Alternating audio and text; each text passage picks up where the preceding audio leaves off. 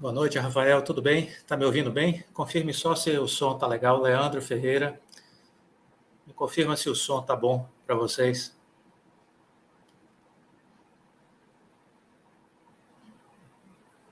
Boa noite, Leandro. Boa noite, Gabriel, Malise. Só queria que vocês me confirmassem se o som está ok. Ouvindo alto e claro, Rafael. Beleza. Ok, muito boa noite a todos. Éder, Leandro, Rafael, Gabriel. Boa noite para todo mundo. Vamos chegando aí aos poucos. Muito bem. Som ok. Ótimo. Vamos começar a nossa live de hoje. Estamos com o nosso projeto aqui no YouTube, né, do canal Viver de Renda. A gente está com essa série de lives que a gente chamou de Ações que Transformam. E a ideia é sempre poder ter aqui com a gente pessoas que a gente foi conhecendo ao longo da nossa vida profissional, pessoas que podem trazer um pouco da sua vivência, da sua experiência. Já fizemos algumas lives desde o final do ano passado, né? Começamos com o Marcelo Pedreira, falando sobre a experiência dele lá no Web Summit, em Portugal, visitando os hubs de tecnologia, de inovação na Alemanha e em Portugal também. Depois a gente teve com o Marcelino Lima, falando sobre a parte de saúde, de empreendedorismo na área de saúde. Esse ano tivemos já 2 lives, agora em janeiro, né? Começamos com o Márcio Portocarrero, que é da área de agronegócios, né? Teve a oportunidade de falar para a gente sobre a cadeia produtiva do algodão, realmente uma experiência fantástica, né, que ele apresentou para a gente. E na sequência a gente teve a Alceli Barroso, da IBM, que está lá no Canadá, mas trouxe um pouco do seu conhecimento, da sua experiência, mais de 12 anos de IBM e vivendo muito esse mundo da tecnologia, das novas profissões, né? O que é que o futuro está reservando para o trabalho aí, as mudanças que estão acontecendo, demandas de novas habilidades e competências, enfim, as nossas conversas estão mais ou menos seguindo essa sequência. E aí eu tive a ideia de fazer um convite para o Marcos Costa, que eu já vou introduzir aqui na live. O Marcos Costa, que é uma pessoa que tem uma experiência muito interessante para contar para a gente, uma vivência como CEO de 2 grandes multinacionais. A gente tem aí a Alstom, a francesa, e a GE Transporte americana, né? Então, 2 grandes gigantes corporativas, e é importante a gente trazer um pouco essa visão do presidente de uma grande empresa, né? Como pensa um CEO de uma grande empresa, como é o dia a dia, a rotina de um executivo de primeira linha, e, ao mesmo tempo, a gente poder trocar ideias e ouvir um pouco como é o processo de tomada de decisão dele, enfim. Vai ser uma conversa, com certeza, muito agradável, que vai tirar muitas dúvidas das pessoas aqui do canal. Vou introduzir ele aqui e a gente começar a ter esse nosso bate-papo.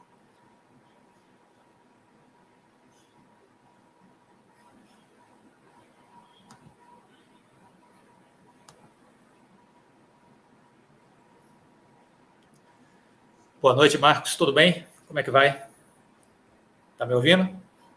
Boa noite, Clóvis. Boa noite a todo mundo que está nos assistindo aí. Eu estou ouvindo bem, não sei se meu som está bom. Estão me escutando bem? Está chegando bem aqui. Muito bom, Marcos. Nosso tema hoje vai ser um pouco falar sobre liderança, mas está chegando bem. Vamos falar sobre liderança, mas muito falando da sua perspectiva, né, da sua trajetória. Eu queria que você, nessa introdução, falasse um pouquinho sobre quem é você, e a gente começar a conversar, trocar umas ideias, fazer um bate-papo. É uma coisa que, vamos dizer assim, é um ping-pong que a gente vai trocando algumas ideias, mas como é a vida de um CEO, né? Como chegar lá, como lidar com as tensões de um ambiente corporativo, exercendo a posição de liderança, as decisões difíceis, as escolhas difíceis, né, que a gente sabe que tem muita, liderança de equipes, gestão de crises, enfim, não vai faltar assuntos. Seja muito bem-vindo, eu lhe agradeço de coração por ter aceito esse convite, fico muito feliz de verdade, e eu tenho certeza que sua experiência pode realmente ajudar muitas pessoas aqui do canal. Seja bem-vindo. Obrigado, Clóvis. Prazer estar aqui com você, com todos que estão nos assistindo. Espero que seja útil aí o nosso bate-papo, que a gente possa contribuir com a carreira de todo mundo que está nos escutando, né? Fazendo uma rápida introdução, então, como o Clóvis falou, meu nome é Marcos Costa, eu sou casado, 2 filhos, já uma netinha, mineiro, nasci em Belo Horizonte, formei na UFMG, em Engenharia Elétrica, especializei na Getúlio Vargas em Administração de Empresas e uma carreira executiva de 40 anos, sendo que os últimos 20 anos presidindo importantes empresas multinacionais, como a Andritz Hydro, a Alstom Brasil, como a General Electric e Transportes Ferroviários para a América Latina, por último a Waptec também para a América Latina. E isso aí, eu espero que possamos trocar aqui algumas experiências, alguns fatos aí ao longo da carreira que possa, na prática, aí, ajudar o pessoal. Eu, no final de 2020, né, Clóvis, eu encerrei meu ciclo de executivo e eu comecei uma nova fase da minha vida. Estou agora em conselho, estou no conselho de administração da 2W Sim. Energia e dando consultoria também para a Waptec. Maravilha. Muito bem.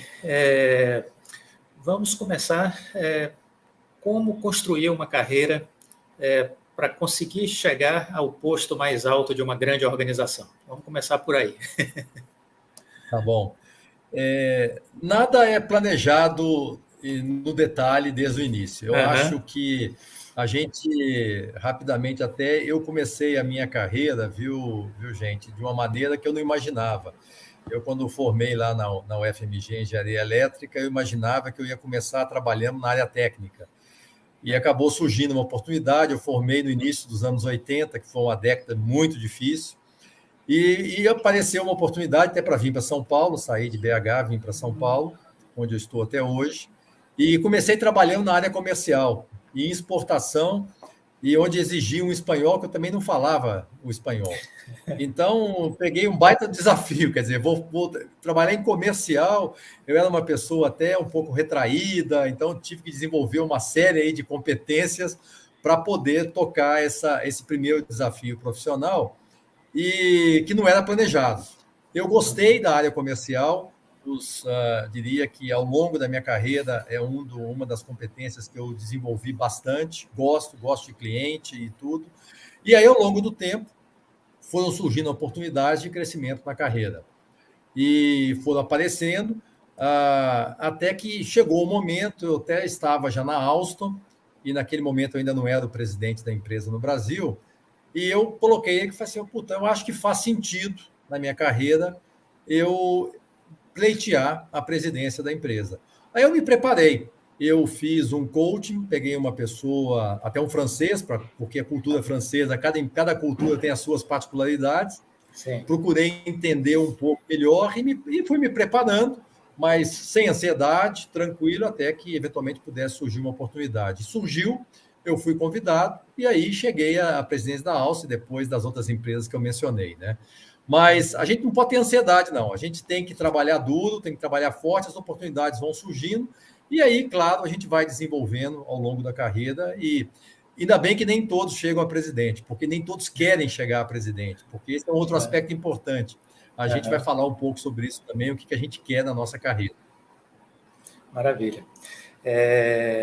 Quando a gente pensa em liderança, né, como é que você vê hoje as principais habilidades, características que um líder precisa ter com relação a esse momento empresarial de hoje, né, diante dos desafios corporativos, né? Qual é o estilo de liderança, de competências que são mais essenciais, vamos dizer assim?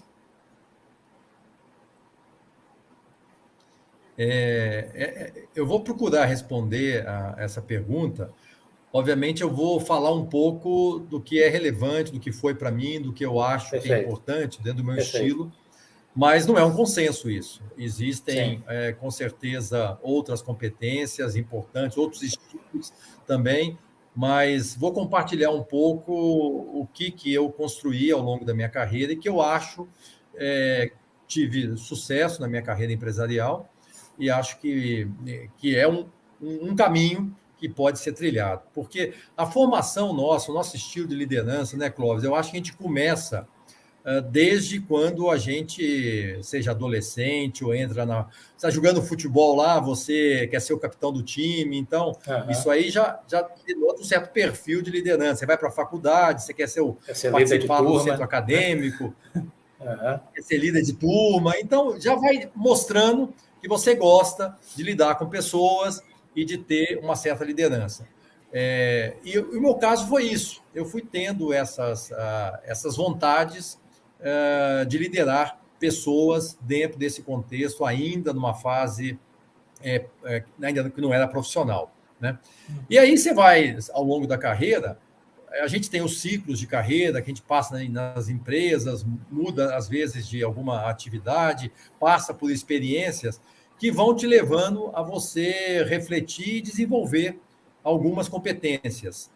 E essas competências, você aí vai formando um estilo próprio em função daquelas experiências que você passou e que você achou que eram relevantes. Então, é um processo de desenvolvimento. Ninguém nasce líder, nem todos querem ser líder, mas o fundamental de uma liderança é você gostar de gerir pessoas, você gostar de interagir e cuidar das pessoas. Senão é difícil você ser um bom líder se você não se preocupa com as pessoas. Você fala, eu vou me preocupar com o resultado. O resultado é importante, é óbvio, você tem que entregar resultado. Mas se você não cuidar da sua equipe, não conhecer o seu time, não ter um time integrado, você muito dificilmente será um bom líder. Então, dentro disso, eu resumiria, talvez, nas competências que eu fui desenvolvendo ao longo da minha carreira, até separaria em categorias, porque você tem aquelas que são suas, internas, intrapessoais, que eu sempre pratiquei muito a transparência, seja na solução dos problemas, afrontar com muita clareza, no trato com as pessoas, uma perseverança muito grande para alcançar os objetivos que a gente se propõe, muita resiliência, eu acho que isso é fundamental, porque a gente passa um caminhão de crises e você tem que ter resiliência para segurar aquilo e manter uma condição assim boa de trabalho, absorvendo aquela crise. E do ponto de vista de relacionamento, que são aquelas que a gente chama de interpessoais, como eu falei do início, o foco no cliente sempre foi alguma coisa que caminhou comigo desde o princípio. Uma coisa que eu fui desenvolvendo muito, e falando de equipe, é fundamental, é a capacidade de ouvir, de ser empático. Eu acho que isso, inclusive no mundo de hoje, é fundamental dentro de você desenvolver uma equipe.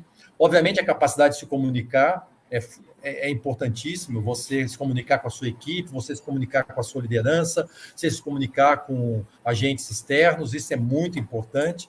E hoje uma característica que eu pratico muito, que é administrar conflitos e ter um espírito conciliador. Então, eu acho que a gente trata aí com pessoas que são muito diferentes, então a gente tem que procurar entender a opinião, a diversidade, dar a oportunidade para as pessoas se colocarem e ter esse espírito no final de procurar conciliar. E ter, obviamente, a competência de liderança. Você tem que gostar de liderar. Então, gostar de comandar, de persuadir alguns tempos para levar a conseguir que aquele objetivo seja perseguido. Você tem que motivar os outros. E uma coisa interessante, a gente fala de resiliência, ser duro, comandar, mas eu acho muito importante é você também ser vulnerável. Você tem que mostrar para a sua equipe que você é falível. Ninguém é super-homem, não existe um chefe que não erra, que não tenha fraquezas. Em alguns momentos é importante você mostrar isso, você mostrar a sua vulnerabilidade, obviamente, sem perder a sua força da sua liderança. E vai desenvolvendo na sua carreira a sua gestão de negócio, que é desenvolver o que é prioritário, um planejamento estratégico, como tomar decisões, a solução de problemas, tudo isso que a gente vai... Eu fui para um lado mais de gestão do que para um lado técnico. Então, isso, obviamente, para mim foi fundamental. Então, eu talvez resumindo tudo isso, eu acho que no mundo de hoje, se eu fosse resumir em uma palavra, eu diria empatia. Ouça as pessoas, entenda o contexto que você está envolvido, não só ouça, mas dê valor àquilo que as pessoas que trabalham com você pensam, para que você possa efetivamente liderar uma equipe que seja equipe, e não pessoas que formam isoladamente um grupo. Você trouxe aí uma gama de coisas assim muito interessantes, né, Marcos?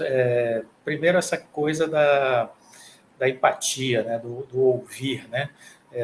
Eu sempre escutei muito isso de líderes com quem eu trabalhei, da importância de ter espírito de abertura, né, que eu acho que traduz muito isso, de saber ouvir.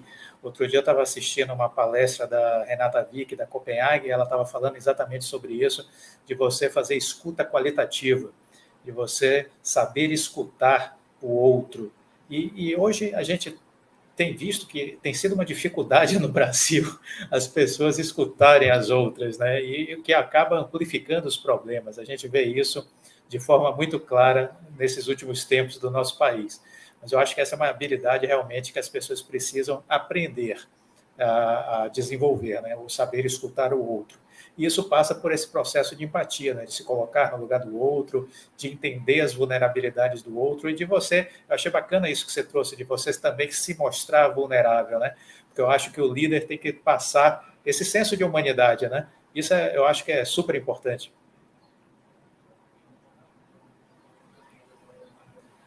Eu acho. Eu diria, e a gente tem que praticar isso. Nós somos vulneráveis, todos nós, né, Clóvis? Sim. Até porque a gente vive sobre um nível de tensão muito grande, e aí, entrando já nessa parte das tensões, dos desafios, do estresse, como é que foi conviver diante dessas realidades que fazem parte do dia a dia de um grande CEO, de um grande responsável por uma empresa, né? Como lidar com todo esse estresse? Como é a vida pessoal também como é que fica a vida pessoal diante de todas essas situações que às vezes nos tomam muito tempo, fazem com que às vezes a gente tenha que reduzir o tempo da família? Como é isso aí? Como foi isso para você? Eu diria muito difícil, viu, Clóvis? Eu diria que lidar com estresse, a gente vai aprendendo um pouco, porque tem que aprender, porque senão você não chega lá. Você vai ter uma hora, você vai pifar, tá certo? Mas eu pratiquei muito mal. Por exemplo, às vezes você está no celular, olhando, trocando mensagem, às 10 ou 11 horas da noite, na hora que você vai dormir, você manda uma mensagem. Isso é a pior coisa do mundo, porque você não consegue relaxar adequadamente, consequentemente, não administra bem o estresse. Então, eu não sou um bom exemplo em relação a administrar estresse, mas pratiquei e pratico muito esporte para tentar ajudar a equilibrar um pouco esse estresse que a gente tem. Agora, eu sempre, até por esse perfil meu, eu tive muita dificuldade em administrar a vida profissional e a vida pessoal. Gosto muito, acho muito importante a minha vida pessoal. Como disse, sou casado, tenho filhos, tenho neto, casado com a mesma esposa, já há quase 40 anos.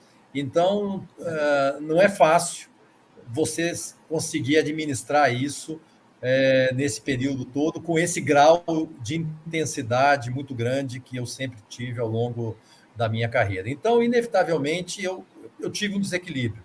Eu dediquei muito mais ao lado profissional do que ao lado pessoal.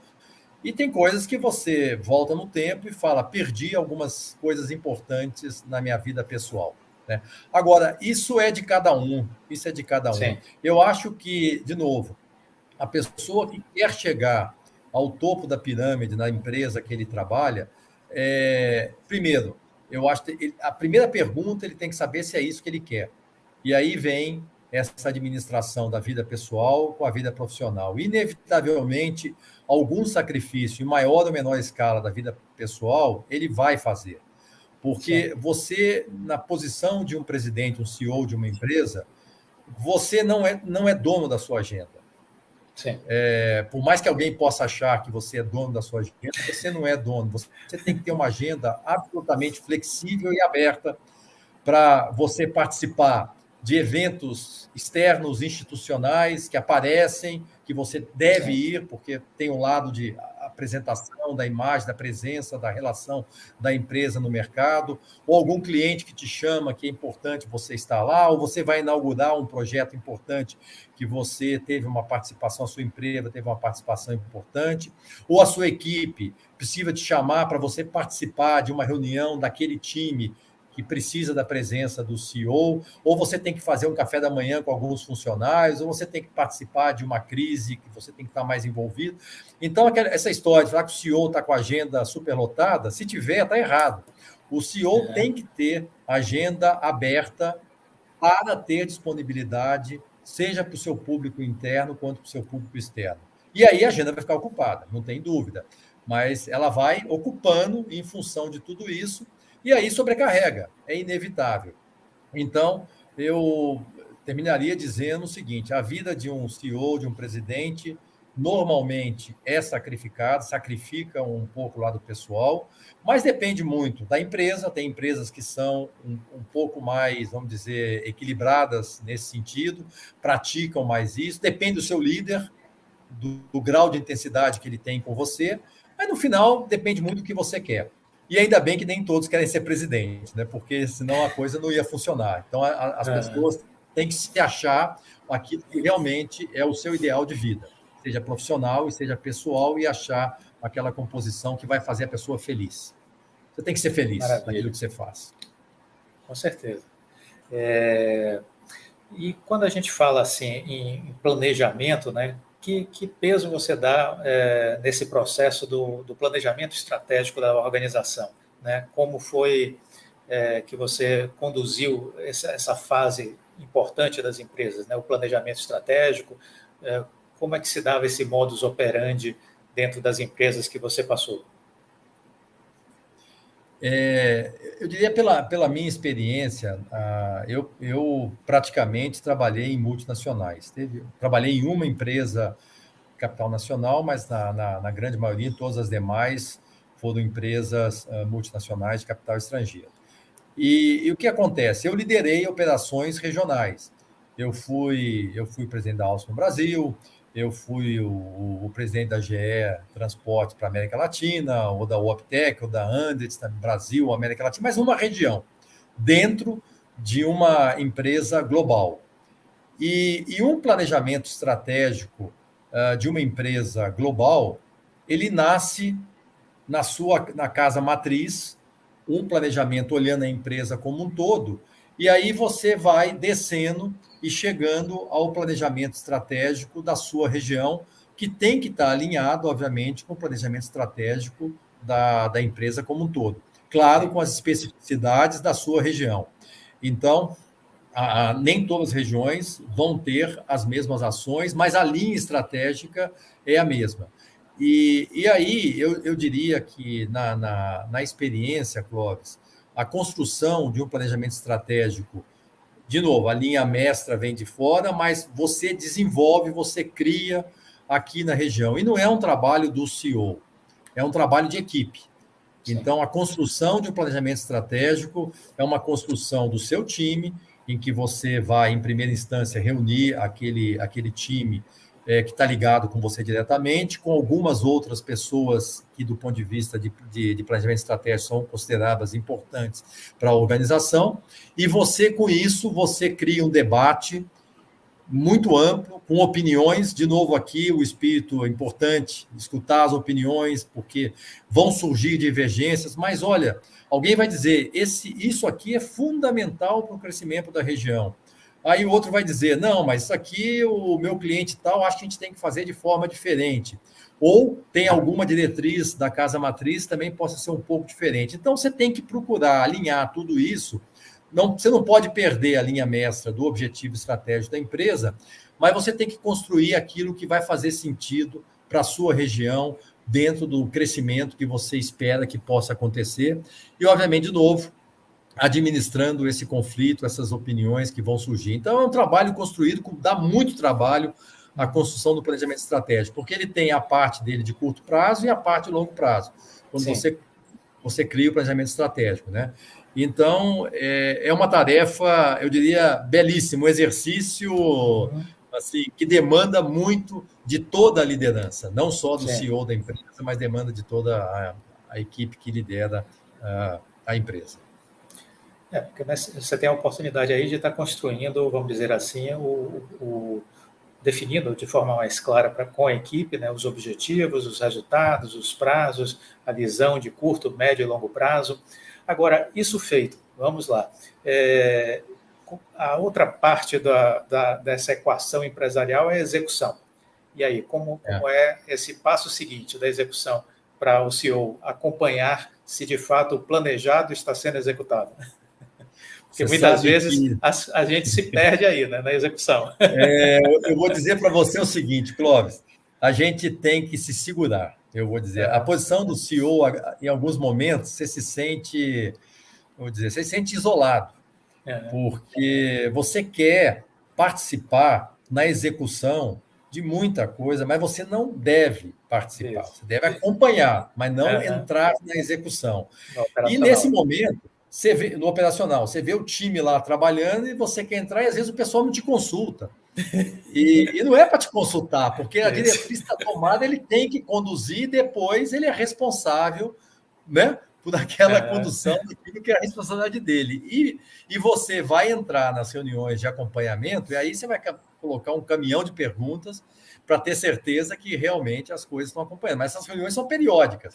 Sim. O dia a dia está executando, né? Todo mundo está executando todo dia. E você vai acompanhar o planejamento estratégico numa reunião provavelmente mensal, ou às vezes trimestral, tá certo? Então, você tem que se segurar, porque se você entrar no operacional, naquilo que você não deve entrar, que tem um responsável, o cara vai dizer para você, primeiro, você é um centralizador, você não deixa as pessoas crescerem, tá certo? E amanhã o cara vai dizer, deu errado, você foi lá, você entrou, você quis fazer, você está me cobrando o quê? Tá certo? Você tira a responsabilidade das pessoas. Então, em todos os sentidos, é errado. Então, o CEO, aquele CEO, eu já tive fase na minha vida que eu era muito centralizador e fui aprendendo a não ser. Fui aprendendo a delegar, deixar o time... E às vezes errar. Às vezes você via que podia estar errando, mas às vezes alguns erros são admissíveis e importantes. Sim. Você aprende com o erro. E aí, na hora que você vai, você tem a correção. Claro, alguns você tem que entrar logo, porque ele pode ter uma consequência muito grande. Mas é um exercício, viu? Às vezes eu sempre achei o CEO, às vezes, muito isolado. Eu tinha aquele lado meu que gostava, o lado comercial, de querer estar mais presente em alguns temas, estar mais no cliente e tudo, mas a gente tem que se segurar. E realmente, na hora que precisa, aí que o pessoal te chama, você vai participar. Porque a gente tem que ir conduzindo a esses processos, né, da descentralização planejada, né, e ao mesmo tempo a delegação que precisa ter responsabilidade, óbvio, né. E nesse contexto, o acompanhamento, óbvio, a gente precisa fazer para verificar se realmente está saindo de acordo com o que foi traçado, né, para fazer ajustes, se necessários, aquelas questões mais graves, vamos dizer assim, né, mais importantes para o resultado final. Mas é muito e sempre vai ter, né, Clóvis? Sempre sim. vai ter alguma correção de rota, algum ajuste. Não tem planejamento estratégico infalível. Isso. Ele não vai sendo ajustado, corrigido ao longo do tempo. Porque no tempo vão surgindo imprevistos, né? Vão surgindo novas circunstâncias, novos desafios, novas realidades, né? Sem dúvida. Equívocos que são cometidos e precisam ser corrigidos. Então, a gente tem que ter essa flexibilidade. Isso é fundamental. Nesse sentido... Eu sempre falo aqui para o pessoal nos vídeos sobre o Jim Collins, porque eu gosto muito do autor, né, o Jim Collins, pelas pesquisas que ele já fez e pelo que ele já pontuou sobre liderança, sobre planejamento. Eu acho que é um trabalho muito rico dele. E ele sempre fala disso, de que uma das tarefas fundamentais é você encontrar as pessoas certas. Essa seria a primeira tarefa, que ele diria assim. Temos que encontrar as pessoas certas. E não basta encontrá-las, é preciso colocá-las nos lugares certos, para só depois dar partida no ônibus e fazer a viagem. Como é que você vê isso? Eu acho que, bom, eu diria, você tem experiências diferentes, eu vou dizer, encontrar o time certo. Eu vou te falar no meu caso particular. Sim. Eu liderei empresa, no caso, quando eu fui chamado para ser o CEO, na época da Viatec Hydro, que hoje é Andritz Hydro. A empresa atuava no mercado de pequenas usinas hidrelétricas e ela queria entrar no mercado de grandes usinas. Ela não era um player no mercado. Então, a gente teve que quase que partir do zero. Então, praticamente formamos a equipe, desenvolvemos as parcerias industriais. Então, quando você parte assim do zero, é mais fácil esse conceito. Então, você vai colocar pessoas alinhadas dentro daquilo que você acha que já conhece, que podem performar e se dar melhor naquela atividade específica. Ainda assim, você vai errar e vai ter que fazer correções. Tá? Agora, muitas vezes, você entra num time que já está jogando, um time bom, de pessoas competentes, tá certo? Tanto o caso da Alstom como o caso da GE, eu entrei nas empresas com excelentes equipes, tá? Então, você tem que aprender a entender aquele time. Não dá para você entrar e falar assim, ó, quero montar um time com pessoas que eu conheço, o meu time. Eu nunca fiz isso. Nunca fiz isso. Eu falei, eu tenho que encontrar o valor das equipes que estão aqui na empresa. É claro, pode ter alguém que no final não se enquadrou dentro da estratégia que está sendo desenvolvida pela empresa e alguma troca, mas isolado. Tá? Vamos trabalhar com aquela equipe que está lá, que mostrou o resultado, que entrega, e principalmente se ela é uma equipe. Então, de novo, volto ao ponto. Você tem que ter a certeza, você como CEO, você é o maestro de uma orquestra, você é o técnico do time de futebol e tudo. Essa é a sua função. Você tem que ver que o time está integrado. Se alguém não está integrado, e não quer se integrar, esse é a ovelha negra. Então, vamos trocar, vamos tirar, se for o caso, porque equipe, não dá para prescindir de ter um time funcionando em equipe. E aí, aquele ponto que você falou, Jim Collins, é fundamental. Você pode trocar pessoas de posição, porque o grande segredo é você ter as pessoas certas nos lugares certos, como você bem colocou. E a gente tirar o máximo dos pontos fortes de cada um. Todo mundo tem seus pontos fortes e fracos. Então, vamos colocar aquele que ele pode desenvolver naquela posição os seus pontos fortes. E não tentar que ele só colocar numa posição que ele só tem ponto fraco e ele vai ter que desenvolver tudo. Não é por aí. Né? Então, alguns ajustes, obviamente, você tem que fazer, mas aproveitando aquele time, de novo, se ele é um time integrado, que tem aquela visão, vamos olhar o objetivo comum da empresa, vamos nos abraçar aqui e vamos fazer. Você, quando entra como CEO novo da empresa, é inevitável, todo mundo te olha assim, o que esse cara veio fazer aqui? Será que esse cara é bom? Será que esse cara vai querer fazer uma panela, trazer alguém? Todas essas perguntas, quando você entra, elas são naturais que as pessoas pensam. Então, você tem que conquistar o seu espaço e mostrando exatamente isso que eu estou te falando. Quer dizer, que você vai valorizar a equipe e vai procurar que todos juntos tragam o melhor resultado, obviamente, para a empresa. Perfeito. Maravilha.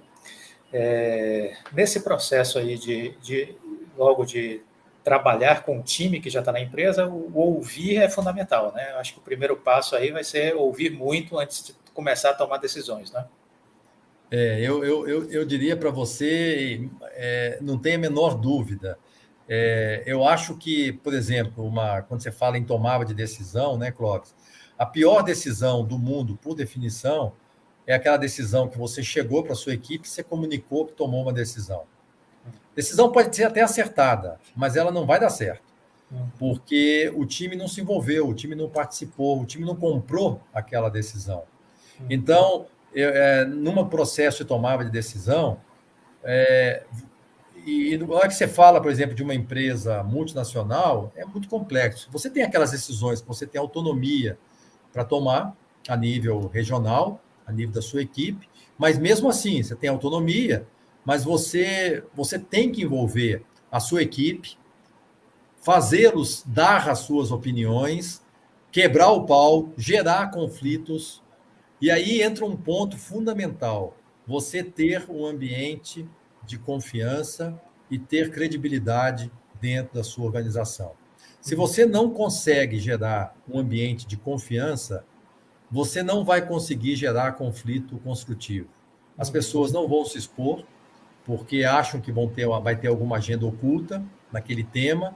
Então, naquele tema que é um pouco delicado, ele vai se retrair. Não vou falar aqui porque o fulano vai perceber mal, amanhã o fulano é amigo de Beltrano, e aquilo ali vai se juntar contra mim, então eu vou ficar na defensiva, e não fala. E isso é normal, hein? Em muitas organizações acontece isso, e você não vai construir a melhor decisão. Você vai construir a decisão mais conveniente para aquelas pessoas, para evitar o conflito. E não funciona.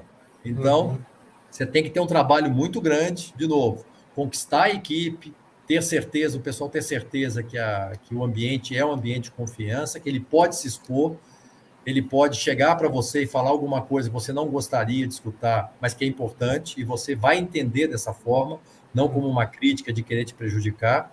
E, em cima disso, você constrói as decisões corretas e que o time compra. O time sai da decisão, ainda que alguém discordou, mas no final a decisão foi a decisão que contemplou aquilo que a maioria pensava, que a estratégia, que o objetivo principal da empresa foi preservado, todo mundo vai comprar. Vai estar todo mundo junto para fazer com que aquilo seja executado. E na hora que você vai numa decisão, você tem que aprovar uma decisão numa casa matriz, aí o negócio ainda é mais complicado, porque você tem que fazer tudo isso que eu falei, que é importante, expor a equipe também, porque na hora que você tem uma decisão com a casa matriz, tem vários pares, sejam aqueles que estão na casa matriz ou que estão em outras regiões. Sim. E você tem que comprar, no bom sentido, ou melhor, vender bem a sua ideia. De que o pessoal entenda que aquilo é o melhor para a empresa, o melhor para a região, que faz sentido. Então, na hora que você entra na reunião para tomar de decisão, você já fez uma boa articulação, vendendo bem aquilo que é importante e expondo a equipe participando desse processo. Eu acho que você consegue fazer tudo isso, e para tudo isso acontecer, de novo, vem as palavras-chave. Você também, a nível da casa matriz, tem que ter credibilidade, você tem que ter confiança do time. Se você tem credibilidade, tem confiança e, obviamente, tem uma equipe integrada, entrega resultados, você consegue aprovar a maior parte das decisões que você precisa e que são relevantes. Se não tiver tudo isso, vai dar um trabalho danado. É um Everest para subir, né? É isso aí. Muito bom. Marcos, nessa construção da tomada de decisão, eu estava me lembrando um pouco, você falando, eu me lembrando do Abílio Diniz, que certa feita ele disse como era o processo de decisão dele. Ele disse, olha, o primeiro passo é fazer o diagnóstico correto, ou seja, é problematizar tudo que tem para ser problematizado e a gente ter a exata noção do que está acontecendo, por que está acontecendo, a construção desse diagnóstico. Tendo o diagnóstico, aí sim, a gente partir para o planejamento e, finalmente, para a execução. Ele disse, o diagnóstico, ele dizia isso, eu preciso gastar o maior tempo necessário, porque se eu construo um diagnóstico equivocado, tudo mais vai por água abaixo. O planejamento vai ser errado e a execução pior ainda. Como é que é esse processo para você? Como é que foi a sua vivência? Não, de novo, eu acho, primeiro concordo inteiramente. Se não tem um diagnóstico correto, você vai tomar uma decisão que vai até atingir um objetivo, mas que não tem a ver com o problema que você tem na organização. Então, está corretíssimo. Agora, um ponto que a gente tem que tomar cuidado a gente tem que administrar e fazer um trade-off entre a melhor decisão e o tempo que a decisão precisa ser tomada. Então, não adianta você ficar... Vamos supor que você precisa tomar uma decisão que ela é urgente. Você precisa tomar aquela decisão em uma semana, por exemplo. Aí você fica no diagnóstico um mês para chegar no perfeito, a decisão. Agora eu tenho certeza que eu vou tomar... Mas aí perdeu o time. Tá? Então, a gente não pode perder de vista, sem dúvida o processo é esse, mas a gente tem que estar sempre puxando o time, porque se você deixar isso que eu estou falando e deixar correr solto, você não chega na decisão, porque tem a hora que você tem que ir alinhando os pontos e puxando e tal para formatar a decisão. Porque se o ambiente é um ambiente que as pessoas podem se expor, a coisa vai. Tem hora que você tem que, então, ir segurando e administrar, porque a pior decisão é aquela que não é tomada. Perfeito. Ou aquela que é tomada tarde demais. Que você perdeu. Perfeito. Eu estava lembrando uma outra frase de um outro executivo que me dizia isso, que a decisão ela tem um tempo certo. Não adianta tomar ela antes nem depois. Tem que ser no tempo dela. E é engraçado, você sabe, viu, Clóvis? A gente, às vezes, trocando ideia com o time e tal, às vezes, sei lá, tinha algum terceiro envolvido no processo que a gente via, puta, mas essa decisão tem que ser tomada, é importante, senão não vamos conseguir produzir o equipamento, entregar na data certa, mas, puta, meu cliente não toma decisão e tal, ele vai perder também. Então, não adianta, você fica naquele grau de ansiedade, você percebe que a decisão está passando do time e vai ter uma consequência muito pior para os envolvidos, mas, às vezes, a decisão atrasa, tá certo? Então, e é muito aí o perfil das pessoas. Tem pessoas que têm dificuldade de tomar decisão e querem se cercar de toda a segurança para que aquela decisão seja tomada. E, de novo, eu acho que esse perfil, se ele conseguir administrar no tempo, ok, mas muitas vezes a pessoa que é muito perfeccionista, que é a melhor decisão, ótima, sem risco, ou que tenha mitigado todos os problemas, provavelmente ele vai tomar uma decisão um pouco atrasada. Então, algum risco a gente tem que tomar. A gente vai ter que fazer, na hora que você faz o diagnóstico, tem um diagnóstico claro e vai ter que implementar uma ação, você vai ter que fazer essa avaliação dos benefícios que você vai ter, oportunidades que vai gerar, o risco que vai gerar, e se aquele risco for administrável, pode ser mitigado, e a decisão precisa ser tomada, vai em frente. Perfeito. Aí é fundamental, porque o risco faz parte da vida, né? Viver tem riscos. Não tem como você administrar uma empresa ou um setor, né? Uma área específica, uma fábrica, se você não vai tomar algum risco. Não tem jeito. Isso. Aí é fazer a melhor gestão possível dos riscos, né? Olhar sempre. Você tem que saber os riscos. Você não pode ignorar os riscos, né, Clóvis? Você tem que mapear os riscos e ter ação para, se ele acontecer, como é que você vai procurar mitigar da melhor maneira possível. E administrar aquilo que é possível de você tomar como risco. Mas você tem que mapear, você tem, não tem dúvida. Perfeito. É um tema fundamental. Eu acho que você levantou a bola aí para a gente falar agora sobre... Você falou do risco de mapear, fazer plano de contingência. Eu acho que você levantou a bola agora para a gente falar sobre gestão de crises. Como é que a gente faz uma boa gestão de crises? Porque elas acontecem, elas vão acontecer sempre. O cisne negro existe, em algum momento ele aparece. Eu peguei algumas crises boas, viu, Clóvis? Eu diria para você que, primeiro, se a crise veio e ela é grande, exige... Porque tem algumas crises que você compartimenta em alguma área específica e tal, mas falando de uma crise que envolve a alta direção da empresa, né? Primeira coisa, você tem que, day one, que a crise chegou, não adianta você ir para casa, ficar pensando, perder a noite de sono, falar com um do time, ficar lá uma semana remoendo a crise. Não é assim que funciona. Você tem no day one, você vai montar um comitê de crise, aquele comitê que vai fazer a gestão daquela crise, envolver aquelas pessoas que são fundamentais para participar, cada uma na sua atribuição, e aquele comitê de gestão de crise que você marcou no day one, e dependendo do tamanho da crise, tem que arrumar tempo. Todo mundo, minha agenda está lotada e tal, não, você vai arrumar o tempo, esse comitê vai se reunir diariamente, 1 hora por dia. Mas estou sem tempo. Qual é o horário que todo mundo pode? É 7 da noite? Paciência, vamos nos reunir às 7 da noite. Tá? A hora que for. Ou às 7 da manhã, sei lá. Tem que achar um horário, todo mundo tem que estar disponível.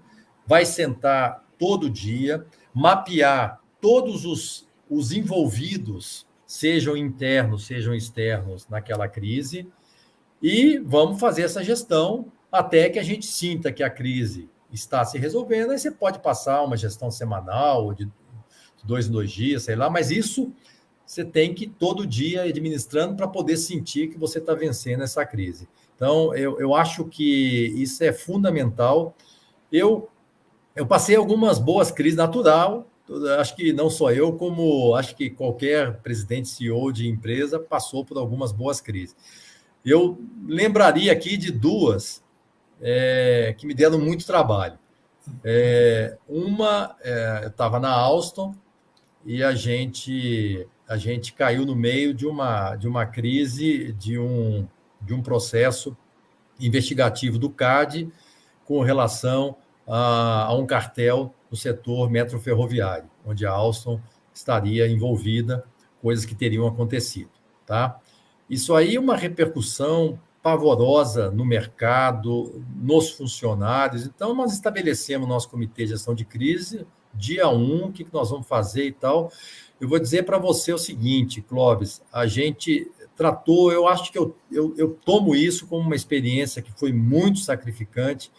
Já comecei a ganhar os meus cabelos brancos lá naquele ano, tá certo? Mas foi muito bom no final, porque a gente montou um comitê excepcional, todo mundo ali muito comprometido, engajado, e a gente envolveu muito todos os funcionários em todos os níveis.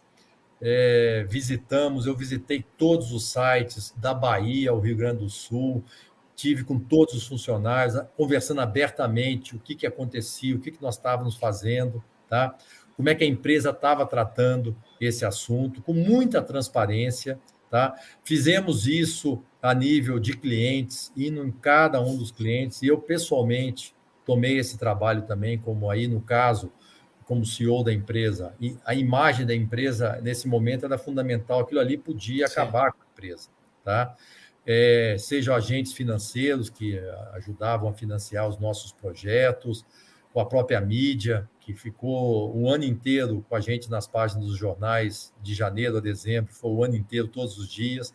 Então, demandou assim muita gente envolvida, e a gente saiu bem dessa crise, a empresa saiu forte, a empresa, como a nível global, a nível regional, melhorou os seus processos, a sua governança, que é um tema fundamental que a gente fala muito hoje. Então, a empresa aperfeiçoou muito a sua governança corporativa, o seu compliance, e a Alstom é hoje uma empresa líder de mercado, mais forte do que sempre esteve.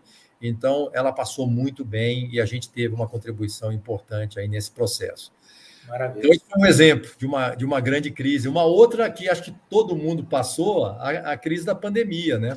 Sim. Quando ela começou, né, em 2019, eu estava na Wobtec, a gente montou o nosso comitê de gestão de crise, tinha o nosso regional e tinha o global, do qual eu fazia parte, representando a nossa região.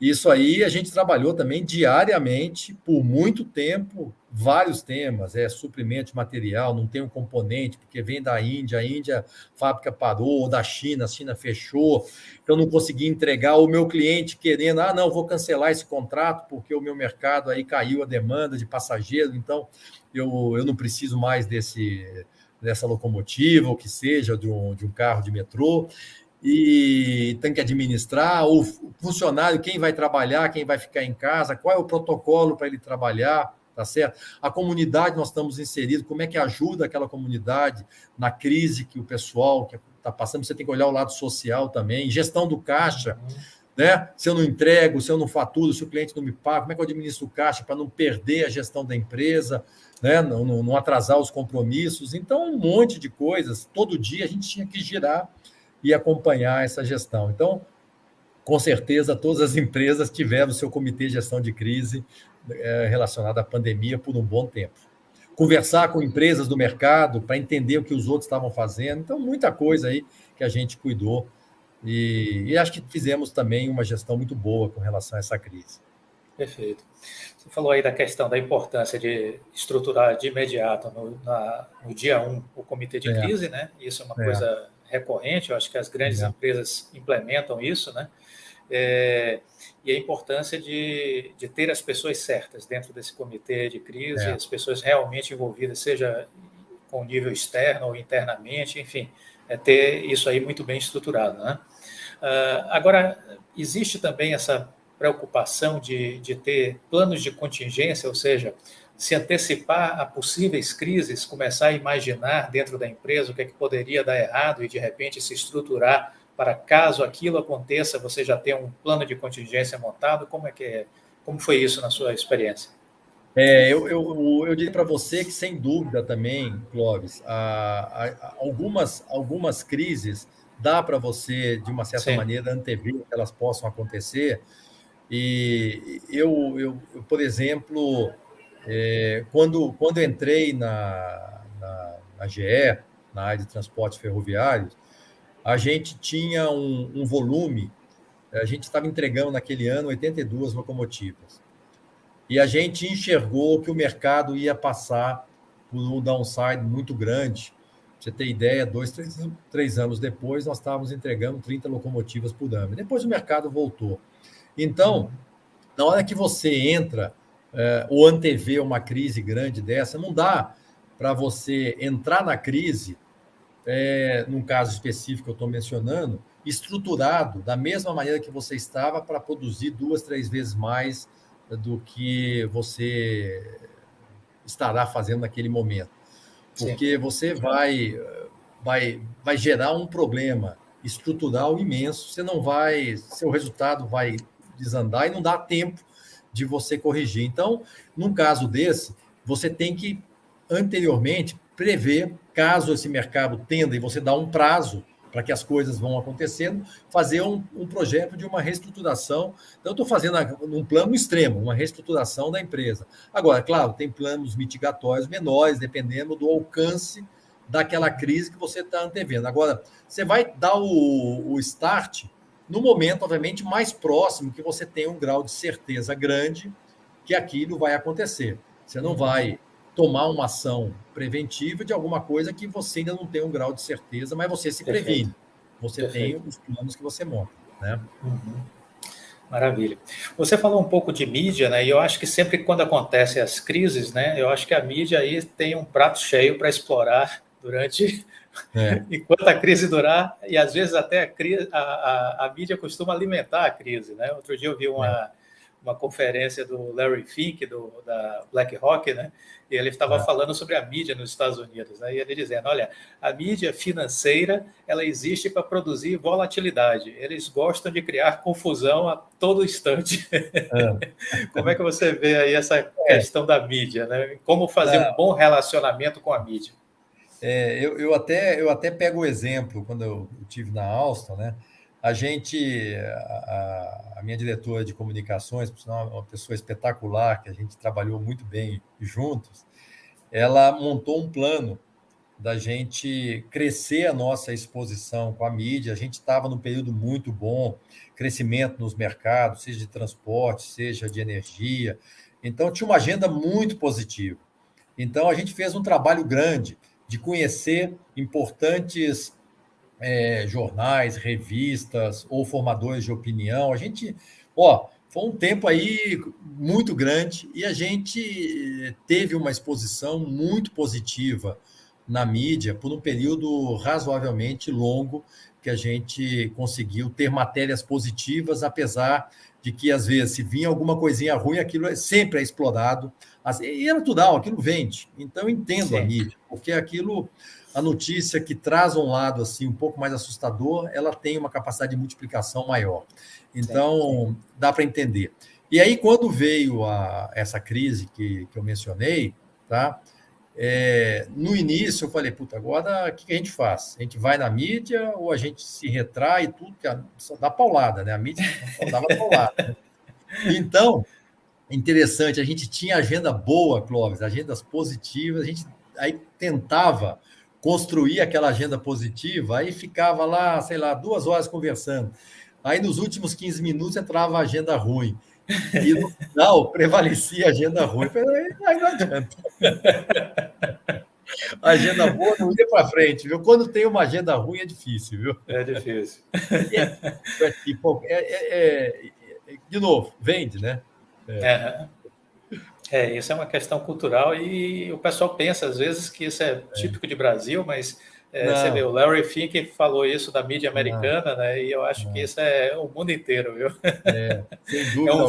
É um vício de ficar enfatizando o negativo, né? Mas eu não sou tão negativo assim. Eu teve esse momento muito difícil, mas a gente teve muitos momentos de uma agenda muito positiva com a mídia, mesmo em outras empresas. Agora, claro, o contexto tem que ajudar, né? Se você tiver um contexto negativo da sua empresa, ainda mais no que a gente esteve envolvido, atrapalha muito. E aí é compreensível. É melhor você se retrair, não tem dúvida.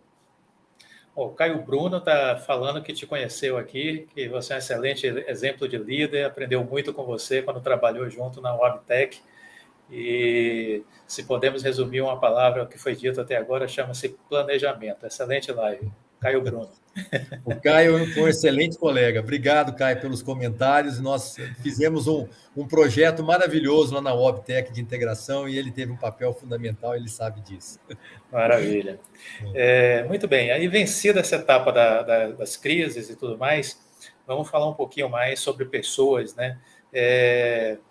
Como formar novas lideranças? Porque, olhando um pouco para as nossas carreiras, chega um momento que a gente vai passar o bastão, né? A gente vai ou para outro desafio, ou chegou um momento que a gente vai reorganizar as nossas vidas de outra maneira.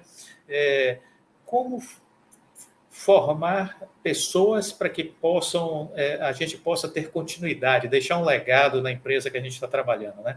O Jim Collins, voltando a ele, em Feitas para Durar, Feitas para Vencer, ele chamou muita atenção sobre isso, que as empresas que ele chama isso do líder de nível 5, né? Aquele líder que está preocupado em formar novos líderes para dar continuidade aos processos, ao sucesso da empresa.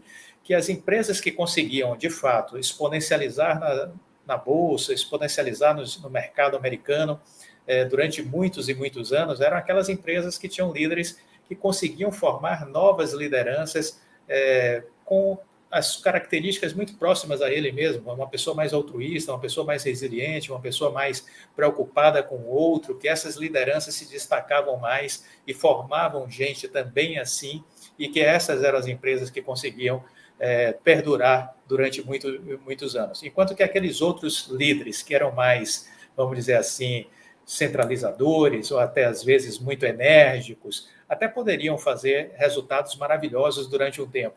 Mas quando eles saíam da empresa, a empresa simplesmente tinha uma queda, e era uma queda muito profunda. As empresas, às vezes, saíam, inclusive, da lista da Fortune 500, do S&P 500. Como é que você vê essa coisa? Não, primeiro é o seguinte, isso é um processo, viu, Clóvis? Eu acho que não é só o líder, o CEO tem um papel importante, mas ele tem que disseminar na organização como um todo, e claro, aí o papel do CEO é fundamental, né? Ele tem que exigir, forçar, estar muito presente nessa discussão de formação de liderança, começando por ele próprio. Então, uma definição principal, básica, é que é o seguinte: se você é um líder na organização, independente do nível de liderança que você tem, e você não está formando um sucessor, ou não tem um sucessor formado, um processo em andamento, você não é um bom líder, por definição.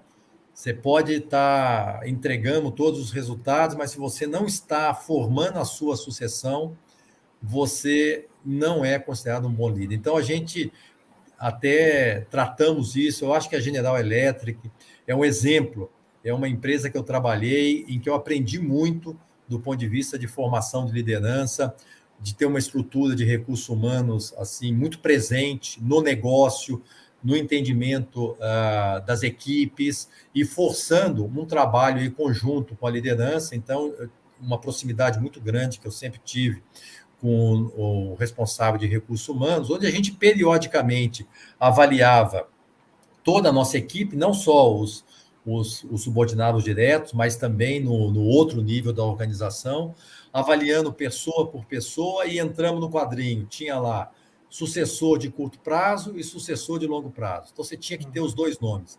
Alguém que estaria pronto para suceder, mesmo que não fosse uma pessoa ideal, mas estaria pronto para assumir, mas você estaria preparando um de longo prazo para se estar preparado para assumir aquela posição num prazo um pouco maior. Então, aquilo ali era uma condição absolutamente inegociável de, para cada posição, você estar preparando pessoas.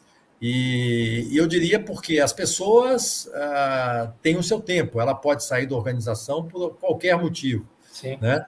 Porque ela quis ou porque teve um processo aí de reestruturação, que seja, e tem que ter essa sucessão pronta. E você tem que ter uma equipe que é melhor do que você. Você tem que ter um sucessor que vai fazer melhor do que você fez. Tá? Então, eu diria que a minha experiência, eu diria que ela é positiva, viu, Clóvis? Porque eu fiz isso. No meu caso particular, Quando houve a aquisição da GE Transportation pela Waptec, a fusão, criando uma maior empresa do segmento ferroviário, fora os chineses, no mercado global, então uma empresa extremamente forte nesse segmento, e eu tive a grata satisfação eu era o CEO da GE e assumi a posição de CEO dessa nova empresa, e a gente montou um plano, esse plano até que o Caio participou, teve uma contribuição muito grande de integração, né? Que a gente fez uma integração que teve consolidação até industrial, de funções, de equipes e tal, a gente fez de cultura, um monte de coisas que a gente fez. Eu coloquei meu tempo, quer dizer, eu falei, eu vou fazer esse projeto, e o meu projeto de vida é que eu vou encerrar minha carreira executiva no final de 2020. E eu já vinha preparando sucessão. E eu tinha alternativas, inclusive, que eu discutia com o meu chefe global, tá certo? Então, a gente fez um processo de sucessão. Obviamente, esse processo ele é um processo confidencial, mas muito transparente para aquelas pessoas que estão envolvidas. E preparamos. E a empresa está muito bem, meu sucessor é um cara excepcional, melhor do que eu, está fazendo um trabalho excepcional e a empresa continua muito bem, sem sentir uma queda por uma mudança de CEO. E o ideal, uma pessoa que já é da casa.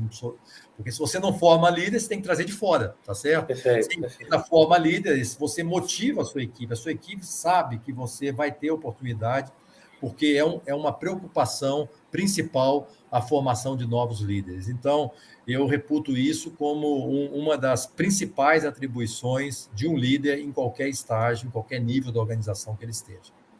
Maravilha. Marcos, vamos falar um pouquinho de inovação. A gente está vivendo, até pegando um pouco da última live da Alceli, né, da IBM, a gente está vivendo um mundo com muitas rápidas transformações, né? A tecnologia está muito forte, né?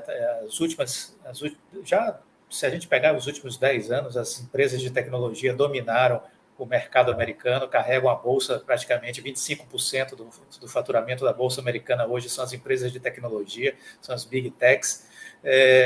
Mudou completamente, né, a distribuição das empresas que estão no topo da economia americana, e a gente viu a pandemia. Outro dia o CEO da Oi, o Rodrigo Abreu, que foi da Cisco, né? O Rodrigo Abreu, outro dia, ele falou sobre isso, dizendo, olha, a pandemia digitalizou o mundo, muito, dando vamos dizer assim, uma acelerada no processo. Coisas que talvez fossem demorar 5, 10 anos, aconteceram em 12 meses. Então, a gente está com um mundo muito mais digital por causa da pandemia. Foi realmente uma dinâmica muito rápida, né? Eu lembro do Guilherme Benchimol, da XP, dizendo que foi a primeira empresa que parece que oficialmente lidou com a Covid, né? Esse foi o primeiro caso notificado, pelo menos que eu me recordo, dentro de uma empresa aqui no Brasil, foi dentro da XP, logo quando estourou a pandemia. E ele disse, olha, a gente colocou a empresa inteira dentro de casa em 3 dias. E a empresa teve que se virar, porque não pôde parar. Então, isso foi realmente uma coisa forte, e a gente vê que essas novas tecnologias que estão vindo aí, metaverso, que provavelmente vai revolucionar essa coisa dessa reunião à distância que a gente faz, né? Acho que o metaverso vai nos tornar mais próximos, mesmo à distância, né?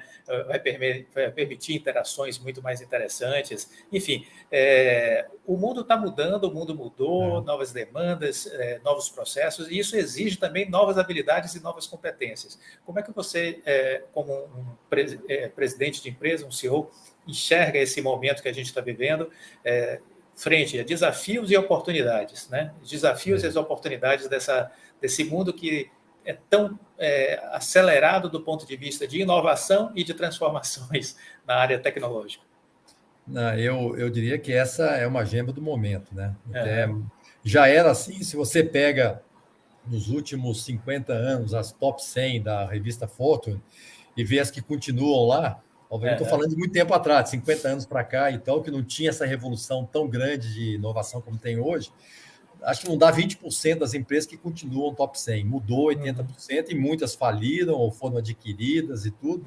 E num tempo agora, se você fizer essa conta daqui para os próximos 10 anos, provavelmente vai dar esse mesmo percentual, porque o tempo agora está sendo muito mais exigente com as empresas. Eu não colocaria nem só a parte digital, eu acho que nós temos uma agenda ESG ou ASG de ambiente social e governança, que hoje tem empresas, grandes fundos, que só estão... Fundos de investimentos. Empresas que realmente estão com uma agenda ESG, porque o mundo demanda essa transformação. As empresas têm que realmente colocar a sustentabilidade acima de, vamos dizer, não adianta você dar resultado hoje se você não é uma empresa sustentável. Você vai perder espaço. Então, toda essa agenda digital, sustentabilidade, as empresas têm que estar com isso como prioridade absoluta. Então, você tem que olhar o seu produto. Se o seu produto não estiver encaixando dentro dessas diretrizes que vão ser fundamentais para até um consumidor amanhã, eu não vou comprar um produto se ele não é um produto sustentável. Eu vou escolher aquela empresa que realmente está preocupada com o meio ambiente. Isso é uma transformação. E, de novo, você falou em plano mitigatório, alguma coisa, isso aqui é mais rápido que a gente imagina. Isso vai acontecer, ela que você se assustar, se você não inovou, não se preparou para essa transformação, você vai ficar no meio do caminho, tá certo? Então, eu acho que as empresas, se não têm uma área de inovação provocando a organização, estão atrasadas. Tem que ter essa área de inovação e provocando em todos esses sentidos. E é disruptivo, isso tira conforto, porque a empresa está acostumada a seguir certos processos, de certa forma, e você vai atropelar e fazer com que as coisas aconteçam de uma forma diferente. Você sabe que não numa abrangência tão grande, mas a gente teve uma experiência que começou lá na GE e depois perpetuou com a Wobtec. Tinha um grupo de talentos, 3 pessoas, jovens, talentosos, que trouxeram inovação, tinha inovação, brotava dentro deles. E os caras assim, chegaram com a gente, com a liderança e tal, e falaram, demos corda, vamos fazer, vamos mexer com essa empresa. Vamos trazer coisas diferentes. E o pessoal fez coisas maravilhosas, introduziram metodologias como, na época, foi a metodologia ágil, introduzindo o design thinking, que até a Alcenita Barroso, que estava até acompanhando um pouco, falou muito sobre isso também na última live. Então, eu acho que foram temas que revolucionaram a forma de desenvolver um produto ou um processo de uma forma mais rápida, priorizando aquilo, trazendo o resultado. Está errado, eu corrijo, dá tempo, não preciso levar um tempo imenso para chegar à conclusão que aquele produto não era o produto que eu queria para a minha empresa. Então, eu acho que tudo isso, a liderança tem a obrigação de incentivar. Se não tem uma área específica, porque o seu orçamento não permite ainda ter uma área de inovação, cria. Pega algumas pessoas que têm certeza que querem inovar na empresa, dê autonomia, faça com que essas pessoas, além do seu trabalho do dia a dia, possam trazer ideias inovativas. Mas o ideal, sem dúvida, dentro de tudo que a gente falou, quem não está preocupado com isso vai ficar no meio do caminho. Maravilha. Marcos, a gente já está com 1 hora aí de live. O papo está assim, maravilhoso. Passa rápido, pois é. Conversa muito boa. A gente vai, se deixar, eu acho que a gente vai até meia-noite. Tem muito assunto. Mas eu queria que você fosse começando a preparar, então, um fecho sobre um pouco disso tudo que a gente falou e comentasse um pouquinho, se você fosse destacar os grandes aprendizados que você teve na vida, se você fosse elencar pelo menos 3, como é que seriam eles? Os grandes aprendizados. Eu diria o seguinte, primeiro, a carreira da gente, ela traz imprevistos, onde se você primeiro o seguinte, faça de coração aquilo que você goste, tá? Não adianta, teve gente até que conversou comigo, eu acho que eu vou me especializar naquela área, que aquilo pode ser bom. Eu diria o seguinte, foca naquilo que você é bom, se dedica, tá certo? Porque as oportunidades vão surgir quanto você menos espera. Então, eu acho que a gente tem que descobrir as principais competências que a gente tem, que a gente gosta, que acha importante ter, que você sente que pode desenvolvê-las. Então, faz esse trabalho, identifica as suas competências, os seus pontos fortes, quais que realmente você acha que você pode dar uma maior contribuição. Gasta um tempo, faça uma reflexão sobre isso, porque na medida que você desenvolver esse lado, as oportunidades, naquilo, obviamente, que você quiser, você terá. Segundo, uma reflexão de carreira em cada um de vocês. Não tem que ser presidente de empresa para ter sucesso. Você tem que fazer aquilo que te faz bem, aquilo que te complementa a vida pessoal que você quer levar e uma vida profissional condizente com aquilo que realmente é seu objetivo. E se você tem um objetivo menor do que ser presidente, isso não é nenhum demérito. Eu acho que a vida é feita de pessoas diferentes. Importante é que você encontre o que você quer fazer, de novo, equilibrando a sua vida dentro daquilo que é importante para você e persiga aquilo. Não se sinta cobrado por terceiros, que alguém vai dizer que você devia fazer. Faça aquilo que realmente, de dentro do seu coração, é aquilo que você quer ser feliz. Tá? E falta uma? E eu acho o seguinte, a última volto com a palavra empatia. Desenvolva o seu lado de empatia, de ouvir, de empatia, seja na sua vida pessoal como na sua vida profissional. A pessoal também é muito importante. Então, eu acho que o mundo hoje requer que as pessoas sejam empáticas. Então, eu diria que cuide desse lado, ele é importante. Perfeito. Olha, super obrigado. Muito obrigado mesmo, de coração. Eu que agradeço. Quero deixar aqui meu agradecimento a você, agradecer a todos que nos acompanharam. Vai ficar gravada a live, então o pessoal vai poder assistir depois e divulgar nas redes sociais também, compartilhar com os amigos, deixem um like. Eu achei que foi assim, superou as expectativas, viu? Superou as expectativas, acho que foi muito bacana. Eu vou deixar você finalizar, mas quero já deixar aqui de público o meu profundo agradecimento a você por ter aceito o convite e por ter tido esse bate-papo tão agradável aqui com a gente e que certamente deve servir para todos que aqui estão assistindo agora e que ainda vão assistir durante os próximos dias aí. Muito obrigado de coração. Não, Clóvis, eu só posso encerrar agradecendo você pela oportunidade, agradecer a todo mundo que está nos escutando, que nos escutará, como você falou, vai estar gravado. Isso. E uma coisa fundamental para a gente, que teve uma carreira longa, com muitas experiências a compartilhar, eu acho que a gente tem uma obrigação com a sociedade, com todos vocês, de compartilhar. Então, não tem nada mais feliz para uma pessoa poder compartilhar suas experiências e espero que essas experiências sejam úteis de alguma forma para cada um de vocês ao longo de toda essa carreira profissional e vida pessoal que cada um de nós tem. Então, muito obrigado, Clóvis, a todos vocês também. Valeu, Marcos. Um forte abraço, hein? Tudo de bom para você. Abraço. Obrigado. Tchau.